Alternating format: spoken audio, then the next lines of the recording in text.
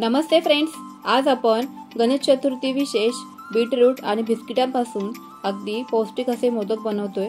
आता काही दिवसांनी गणपती बाप्पा सर्वांच्याच घरी विराजमान होणार आहेत। 10 दिवसांच्या बाप्पांच्या प्रसादाचे आता अजिबातच टेन्शन राहणार नाहीये, कारण आपण दर दिवशी गणपती बाप्पांसाठी वेगवेगळे मोदक बनवणार आहोत। अगदी सोप्या पद्धतीने आणि फटाफट हे मोदक बनवून तयार होतात। अगदी लहान मुलं सुद्धा हे मोदक बनवू शकतात, कारण गॅस न पेटवता आजचे हे मोदक आपण बनवणार आहोत। व्हिडिओ आवडला तर एक लाईक नक्कीच करा। चला तर मग फ्रेंड्स, पटकन वेळ न घालवता रेसिपीला सुरुवात करूयात। तर बिस्किट पासून मोदक बनवण्यासाठी इथे मी 10 रुपयाचा एक मारीगोल्डचं बिस्किट घेतलेला आहे। तुम्ही इथे कोणत्याही प्रकारचं बिस्किट वापरू शकता। आजची आपण ही रेसिपी बनवतोय ना, तर ही लहान मुलं सुद्धा अगदी आवडीने बनवू शकतात। एका बाउल मध्ये ही बिस्किट काढून घेतल्यानंतर हातांनी ही बिस्किट अशी मोडून घ्यायची आहेत। शक्य तितके हातांनी यांचा असा चुरा करून घ्यायचा आहे। नंतर मग आपल्याला हे मिक्सर मध्ये बारीक फिरवून घ्यायचे आहेत। तुम्ही इथे कोणत्याही प्रकारचं बिस्किट वापरू शकता, फक्त ते क्रीमचे असू नयेत। आता हे सर्वच बिस्किटचे तुकडे मी एका मिक्सरच्या भांड्यामध्ये या पद्धतीने घालून घेतलेले आहेत आणि आपल्याला हे अगदी बारीक यांची पावडर मिक्सर मध्ये या पद्धतीने दळून घ्यायची आहे। फाईन अशी पावडर या बिस्किटांची बनल्यानंतर यामध्ये एक छोटी वाटी मिल्क पावडर घालतोय। मिल्क पावडर घातल्यामुळे बिस्किटांना बाइंडिंग खूप छान येतं, टेक्स्चर ही येतं। आता इथे आपण साखर घालणार नाही आहोत, कारण बिस्किट मुळात गोड आहेत आणि त्यानंतर मिल्क पावडर जी घातली आपण तर ती सुद्धा बऱ्यापैकी गोड असते। त्यामुळे इथे मी साखरेचा किंवा पिठी साखरेचा वापर केलेला नाहीये।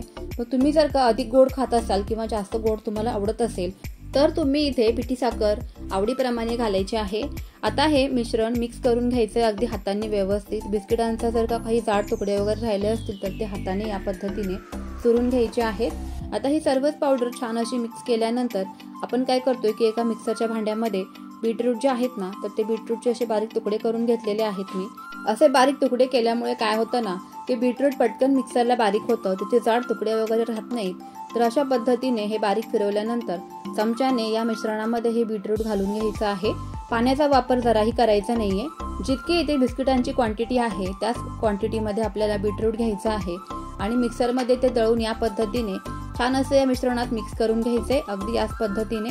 त्यानंतर यामध्ये अगदी 2 ते 3 चमचे फक्त आपल्याला दूध घालायचं आहे।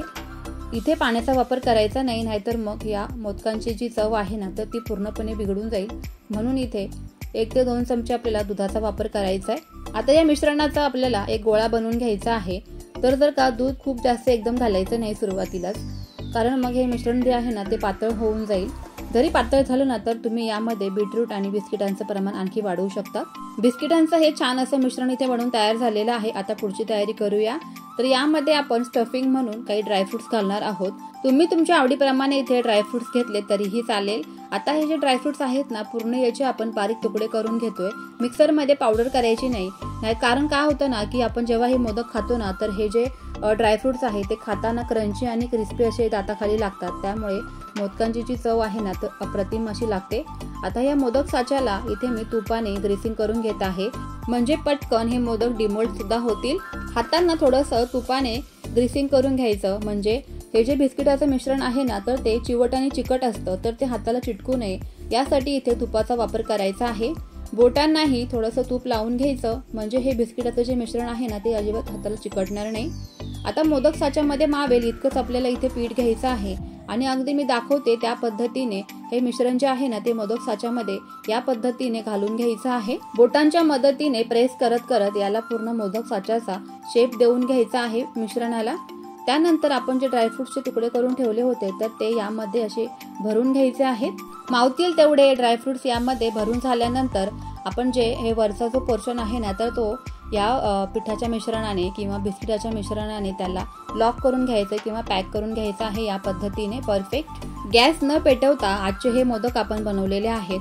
तर काय होतं ना की लहान मुलांना सुद्धा गणपती बाप्पा आल्यानंतर भरपूर उत्सुकता असते की आई आज कुठल्या प्रकारचे मोदक बनवणार आहे किंवा मला बनवायचे आहेत, मी बनवू का? तर त्यावेळेला ना तुम्ही असे हे मोदक मुलांनाही बनवायला देऊ शकतात। खूप सोपी पद्धत आहे, अगदीच हातांना काही लागणार नाही किंवा गॅस पेटवतानाची भीती नाहीये। म्हणूनच तुम्ही हे मोदक लहान मुलांना सुद्धा बनवायला देऊ शकता आणि त्यांनाही असं काही वेगळं केलं ना की आनंद हा मिळतोच। किती छान सुंदर आणि सुबक असा मोदक इथे बनवून तयार झालेला आहे, तुम्ही बघू शकताय। सेम पद्धतीने इथे मी तुम्हाला आणखीन एक मोदक बनवून दाखवते। अगदी पटकन आणि झटपट असे हे मोदक बनवून तयार होतात. आर्टिफिशियल कलरचा इथे आपण वापर केलेला नाहीये. बाहेर जर का मोदक विकत आणायला गेलो तर भरपूर महागड्या किमतीमध्ये हे मोदक सुद्धा सीझनमध्ये विकले जातात. आर्टिफिशियल कलर आणि प्रिझर्वेटिव्ह हे मोदक बनवण्यासाठी वापरले जातात. त्यामुळेच महागड्या किमतीमध्ये तर विकले जातातच, शिवाय ते आपल्या शरीरासाठी हानिकारक देखील असतं.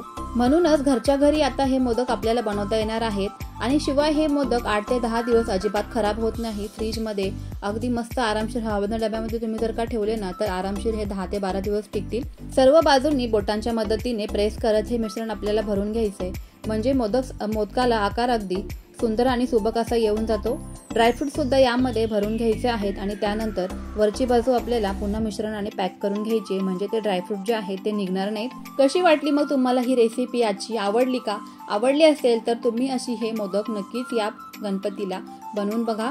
रेसिपी आवडली असेल तर एक लाईक नक्कीच करा. त्याचबरोबर तुमच्या फ्रेंड्स आणि फॅमिली सोबत जास्तीत जास्त ही रेसिपी शेअर नक्की करा, म्हणजे त्यांनाही असे छान छान मोदक बनवता येतील.